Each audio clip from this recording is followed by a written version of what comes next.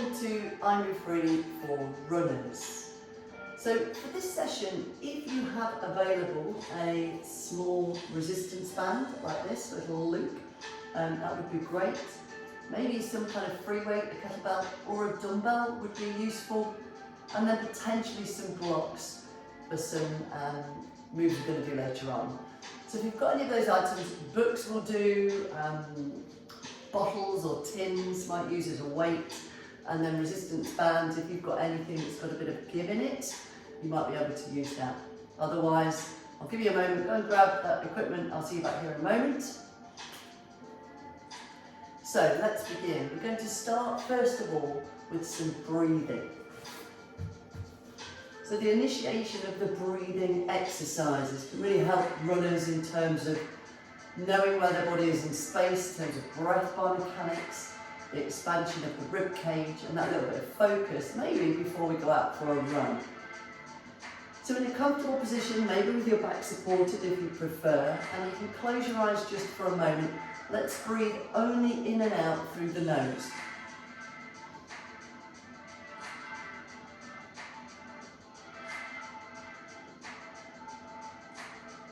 So we start to focus on the duration of breath, and focusing on nasal breathing really can help vasodilation, which is that uptake of oxygen. The nose is a really good vessel for that process to happen, whereas the mouth processes it in and out much quicker. So if we use our nose to breathe both in and out, this can really increase that oxygen uptake. Let's do that another 10 breaths. So in your own time, maybe with your eyes closed, inhale through the nose. And as you exhale through the nose, it's almost imagining you are steaming up a window, where you can normally do that with your mouth open. The same idea from the back of the throat, but with the lips closed, the mouth closed, allows you to slow down that exhalation.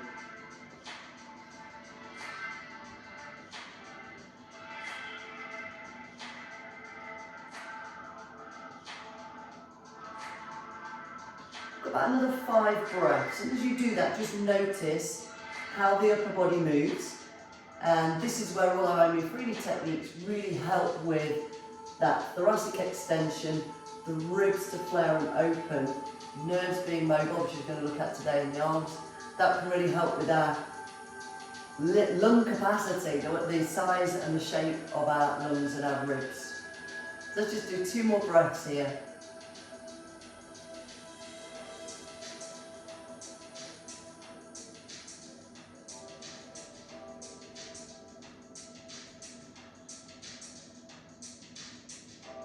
And we can carry on the same breath practice as we come into our first muscle energy technique. So the muscle energy techniques we're going to use are an isometric contraction in this example, means you're not going to move. So when we lie down, you get a comfortable space on the carpet or on the mat, having a lie down. Just relax to begin with, and then cross your right ankle over and above your left knee, and let everything relax again. So what we're going to do here is an isometric contraction in rotation of the hip. And the rotation is going to be resisted by the hand on the inside of the knee and then the opposite leg. So as we turn, the opposite hand and the opposite leg will resist that action. But we only apply 20% of our maximum effort. We're going to hold this for 20 seconds, which might be 2 of those nasal breaths.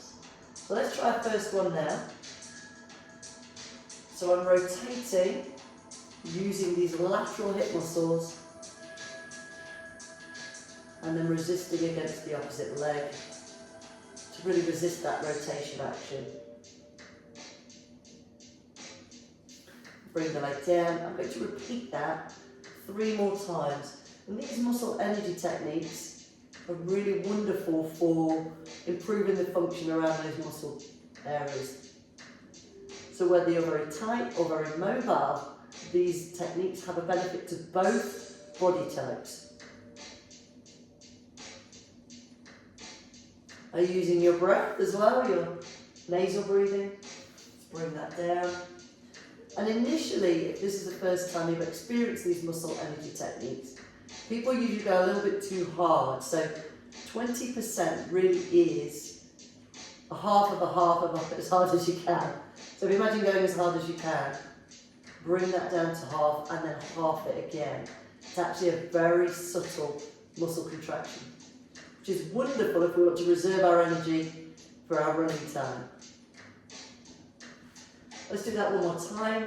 And again, the leg coming down is just to relax off that muscle before we ask it to contract statically again at that low level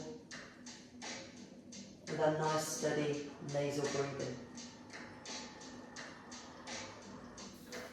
And then of course we want to switch to the other side. That may feel quite different, but we'll do 4 reps over here, see how it feels to you. And again, we're resisting that rotation. So remember, the outside of the ankle of the top leg is pressing also into the outside of that bottom thigh. So we resist that internal rotation of the femur or the hip.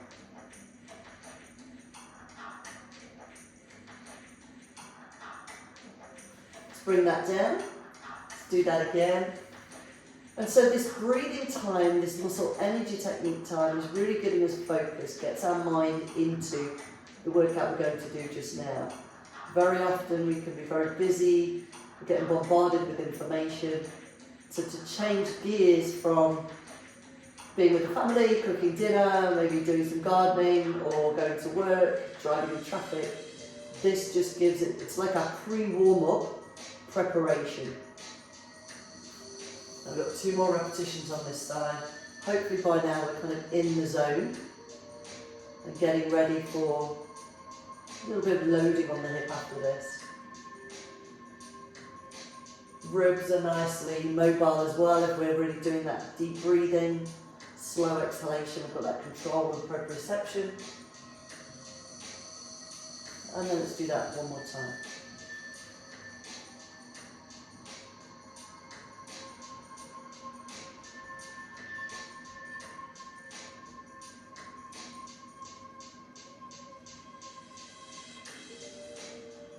Okay, so now we're going to roll onto one side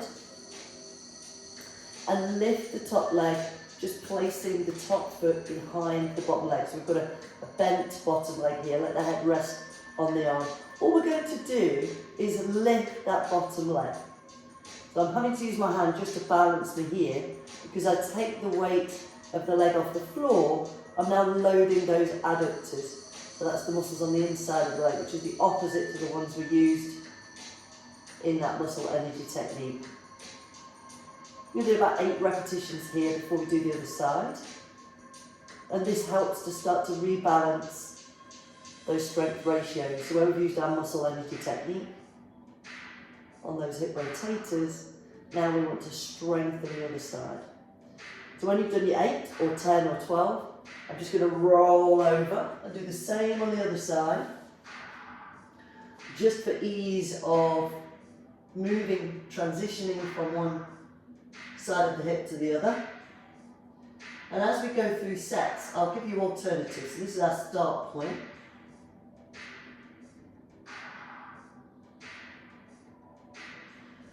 Depending on how hard this is for you, we could still use our breathing to really keep that focus on the nasal breathing.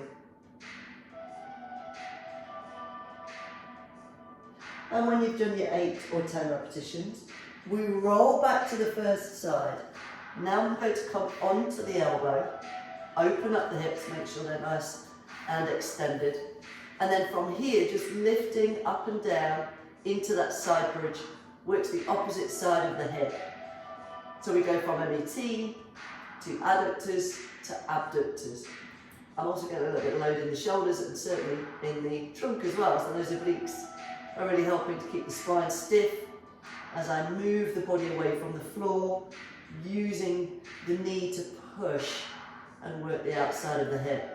So again, we go from about 8 to 10, 15 repetitions. And these are the muscles that are going to stabilise us when we're out for a run. We're going to roll and go to the other side. Just adjust some on my mat. And again, lift and lower. And again, I'll be giving you options for these as we go through to progress. Keeping this shoulder nice and stable, fixed back and down.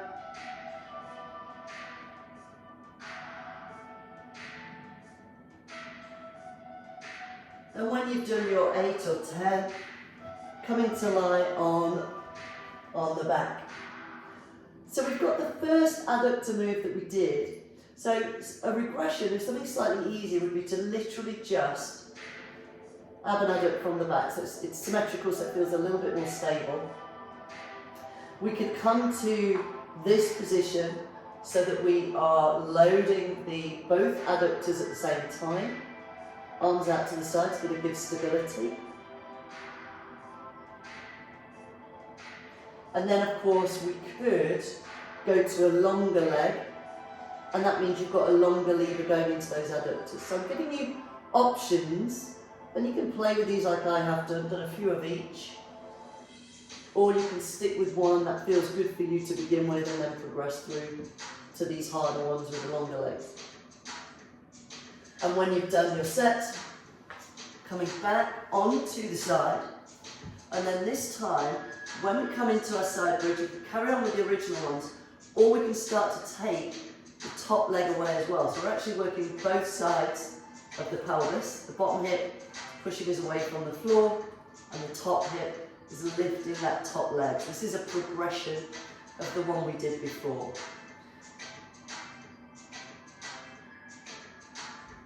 And you'll feel that shoulder's getting loaded a little bit more as well. So when we've done our full set, 8, 10 or 12, again over time you can rewatch this video and add in more repetitions. We'll go to the other side.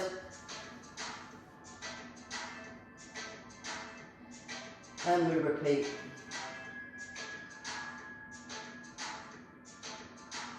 So you should feel both sides of the hip working here. I'm certainly getting some fatigue on my top leg now. So I started with that one, now the bottom leg is starting to kick in.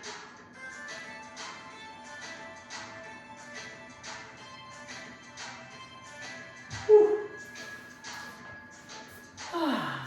That's definitely getting a little bit harder.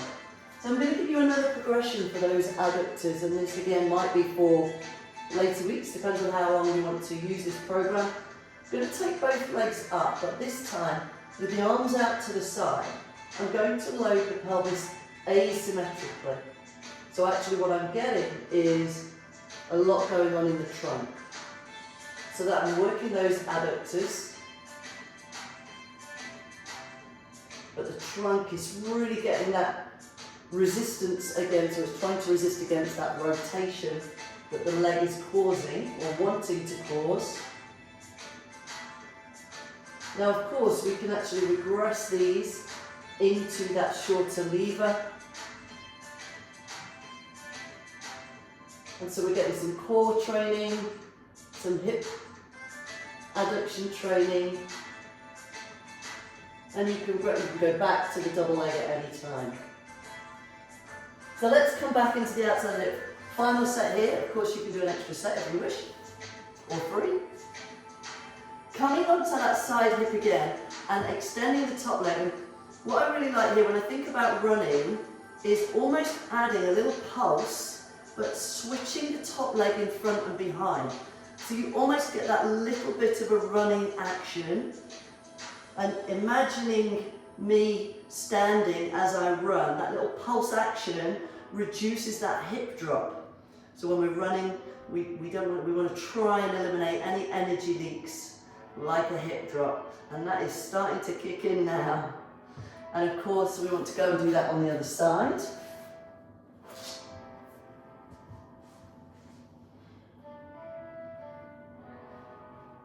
And it's almost, rather than simply lowering and lifting, which you can do, having that little pulse is almost replicating in this position what happens to these hip muscles every time we take a foot off the floor when we're running. Ooh, I've lost count. I think that's a full set. Good. So you should be feeling quite warm now around the hips. I know I certainly am. But I did take it through to those harder progressions as well. So let's just come and let's do some gliding in the lumbar spine. So in a seated position, just gliding the ribs over the hips, just a little freedom of movement in there. Now if this is not comfortable, and if you want a bit more space, you can put some blocks under the hips. Just opens the hips a little bit, and that might feel a bit easier. It does for me now. To just free off the little muscles in the lumbar spine. I also quite like to kind of use my hands to lift the ribs and glide those over the hips. So we get that little freedom of movement in there.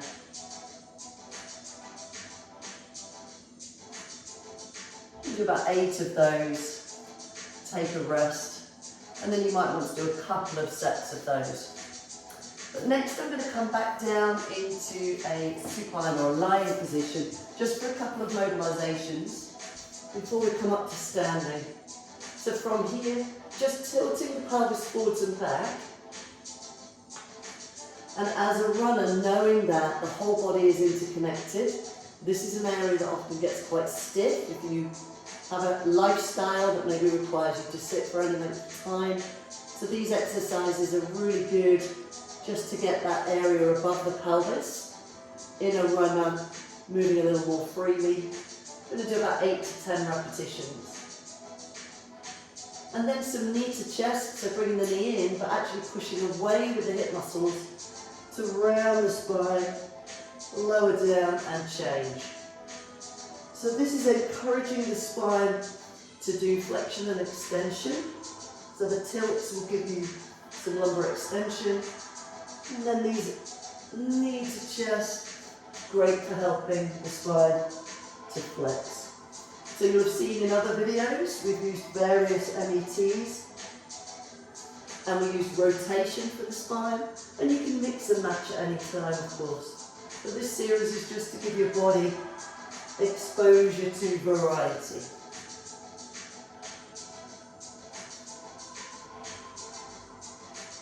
So let's just do another set of the tilts. So do 8 repetitions. Flexing and extending, just tipping the pelvis forwards and back.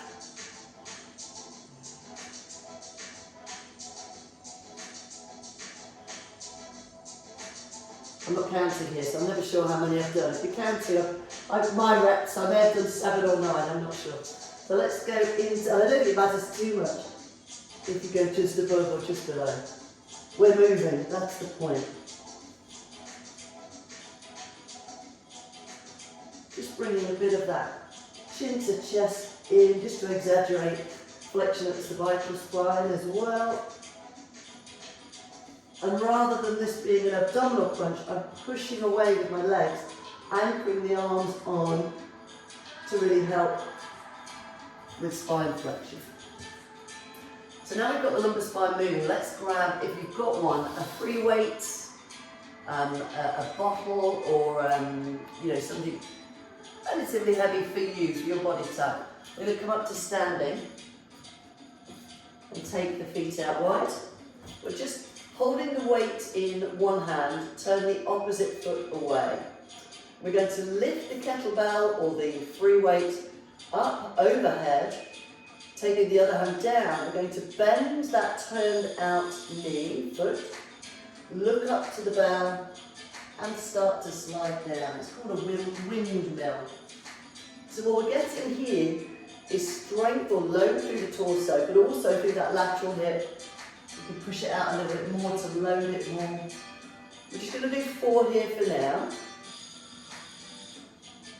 Because there's a lot of balancing going on. What you'll probably notice is the shoulder on that top arm has to rotate underneath the bell all the way. I've lost count now. I may have done 5 now. And when you've done the reps that work for you, you might carry on and do 8 or even 10. We're going to swap over to the other side.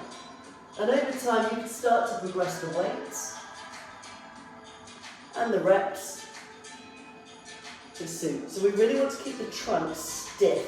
So that's about bracing as we tip, so we can breathe through it, pushing that top hip out, hopefully I'm balancing this weight over. It is actually slightly light to what I'm used to using, because I knew I was going to be talking whilst doing this. I'm going to bring that down. So you could do that for 2 or 3 repetitions to really strengthen through the lateral hip and through the trunk. So let's start to come up into the shoulders now. You may want a couple of books or blocks just ready for one of these exercises. So coming into a seated position again, you can do these standing if you like, but just for camera, I'll do this in sitting for now. So we want to release and relax the muscles of the neck, so that when we're running, we've got freedom of movement, we've got that breathing space. So tilting the head towards one shoulder, lift the hand on that shoulder over on top of the head, and you're going to lift your head into your hand. We're going to use that isometric technique we did on the pelvis earlier, but you're lifting using these upper trapezius muscles with only about 20% of their maximum effort. You hold it there for 20 seconds, and I quite like to take this arm down and away just to kind of add length to the muscle before contracting it. And then on this one, I'm going to switch sides. And again, we're not pulling down, we're not pulling this way, we're lifting the head actively into the hand. The hand is the resistance. So keep the neck nice and long. And like before, this is about improving the function of these muscles, getting them to fully contract and relax. I'm going to swap over. So this is a really great one to add into your daily routine. If you ever sit for any length of time, it's a nice one. If you get to a stiff neck, just to give yourself a moment. I like to use the nasal breathing here as well normally. And let's change. So we go through maybe 4 of these on each side of the neck. And again, it's preparing our body for the run. So this isn't a full-on workout. We're doing a blending of muscle energy techniques, mobilizations, followed by a little bit of conditioning. And this could be a pre-run preparation warm-up. It could be pre-strength training. Let's change sides again. So that what you have over time is a selection of your favourites that you might run through periodically. It really prepares the body for running, reduces risk, and actually optimises performance of those muscles we need when we're out for a run.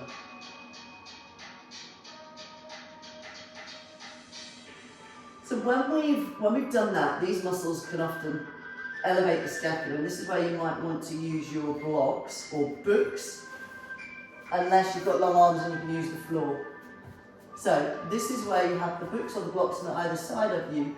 We want to work the opposite direction, so we're going to extend the arms so the bottom is off the floor, and then just lower the body between the arms. So it's the scapula that is sliding up and down.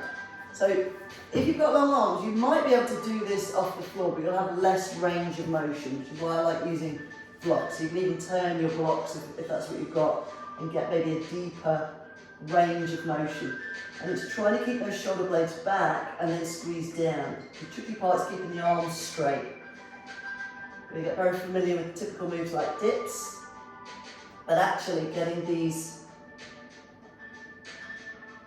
scapula doing all that strength can be a great way to complement that muscle energy technique we did earlier on the upper trapezius that lifts the shoulder blade up.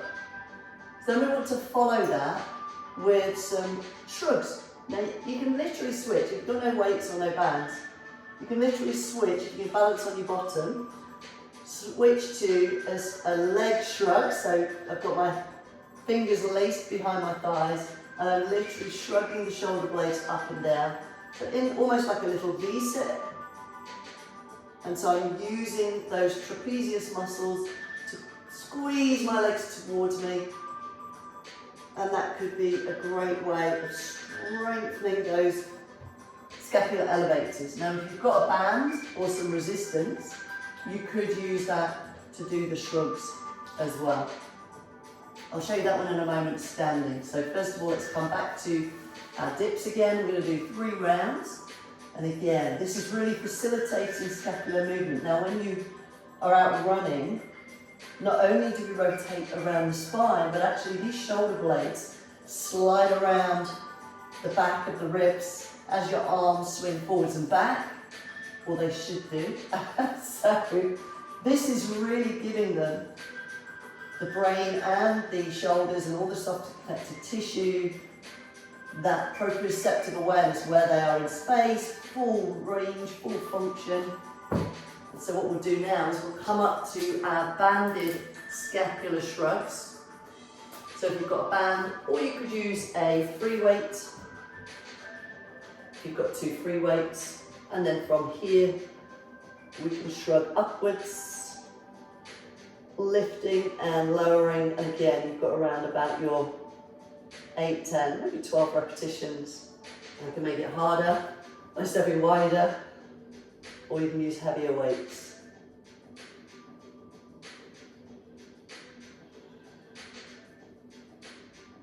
So let's come back down to our scapular dips.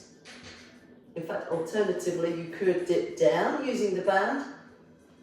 But I'm going to come back down to the dips. I quite like using body weight. I think it really helps to know where your shoulder blades are in space, and then gives us that control if we're ever lifting ourselves off the floor. I can make this harder by taking the legs away. That's going to lengthen the 2 points of contact from the hands to the feet, so it's going to make that harder. And then back down.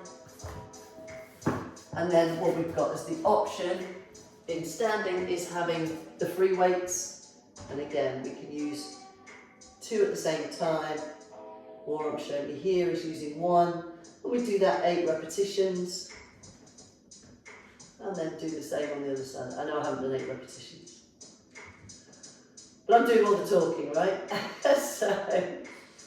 so when you've done those, let's put those out the way.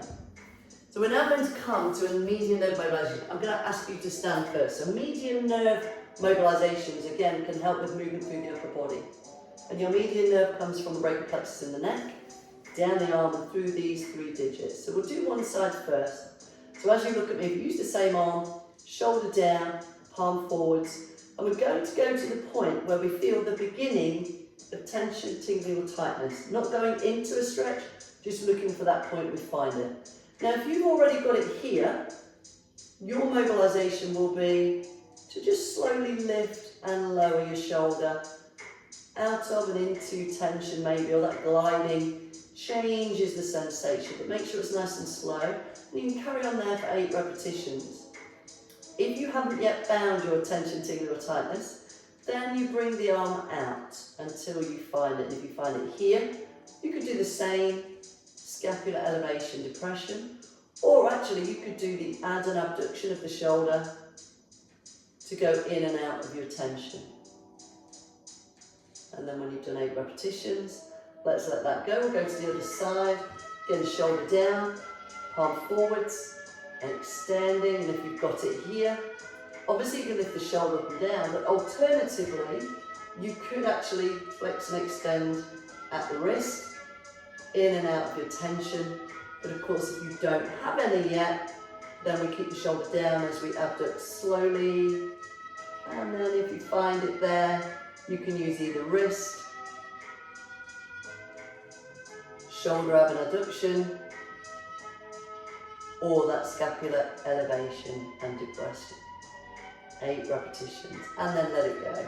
If you get residual tingling, you may have just gone a little bit too far into the tension or too quickly.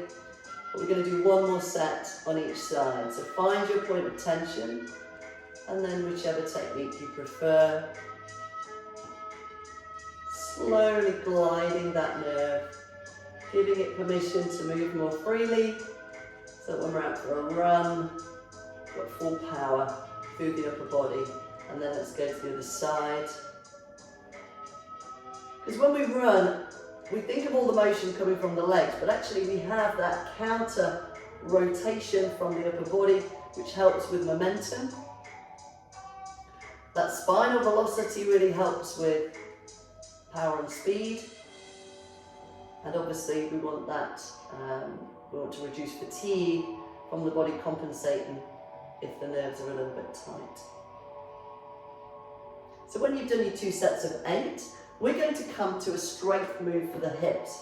It's really that lateral hip. So when we're running, as the foot lands, and we talked about this in the bridge, we want to reduce any compensation.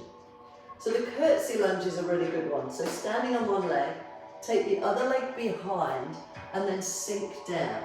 And what you get on that standing leg is working those hip abductors as we load. So you can almost drop that back hip and then come up. So you get almost a little corkscrew on it. So even if you come down, you can play with different sort of ranges.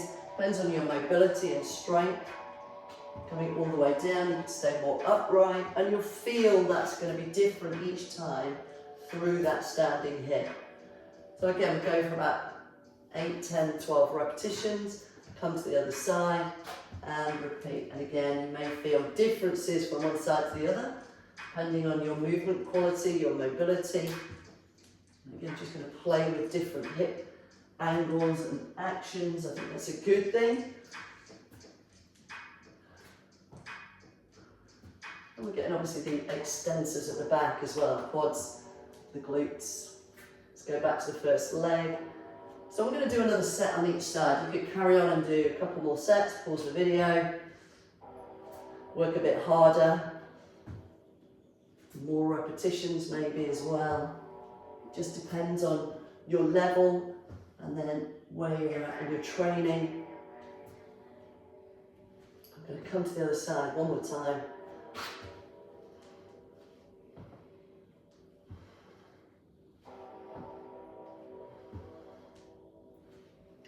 Nice twist, comes into the back a little bit as well in there. The body's really feeling ready now. Whew. Okay, so this next exercise, before we do, we've got 2 more exercises. We're going to use our little small band. And if you've got one of these small bands, putting it around your toes or your forefoot. And then from here, we're going to cross the legs over. So we're going to do one set in this crossover and then we're going to switch sides. And this is about strengthening our supinators. And the supinators in the foot or the lower leg are the muscles that propel us forwards. So from here, leaning back, getting comfortable, we're going to start to pull the feet away from each other. So it's actually, you're supinating by adducting the forefoot, but because I've got them crossed, they look like they're going away from, well, they are going away from the midline, but because they're crossed over. But this foot is strengthening the arch, as is this one. So as we do that, and these are definitely exercises I need to do. I'm going to go for about 10 repetitions. But then the second set, I'll cross the legs in the opposite direction. This is giving my hips a little break before we do our final exercise after those curtsy lunges. When you've done your full set, again, I'm just going to transition over. We do exactly the same the other way. So what I'm trying to do here is turn the toes in, or turn this toe in, but also turn the sole of the foot in a little bit, so that we get, it's like we're scooping that arch of the foot, which is the strength phase, or the propulsion phase. We want a strong arch when we're running and pushing off that foot.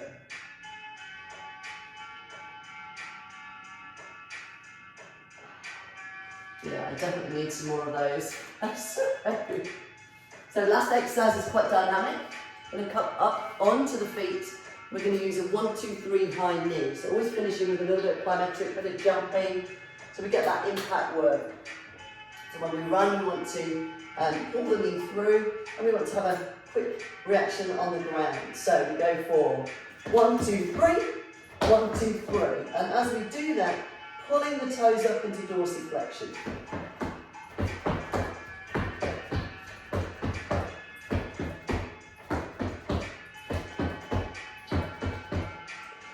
And we can keep that going for a few sets, few repetitions, or as many as you feel you need. So I hope these drills are helping. Please do post if you've got any feedback or any questions. See you at the next one.